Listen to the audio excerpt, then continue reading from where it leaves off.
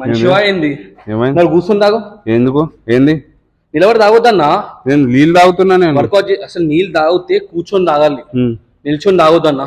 బాడీలో ఎఫెక్ట్ అవుతారు మళ్ళీ సరే సరే మంచిది నువ్వు ఏడికెళ్ళి వస్తున్నావు ఇట్లాంటివి నాకు అర్థమైతే లేదు నీకు తెలియరా ఇవన్నీ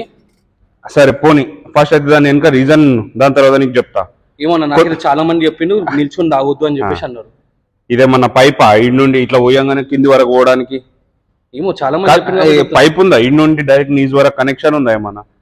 ఇట్లా పోస్తే కింది వరకు పోవడానికి అదే ఏమన్నా కొంచెం ఆలోచించి మాట్లాడనా ఫస్ట్ నువ్వు కొంతమంది మిత్స్ ఏమంటారంటే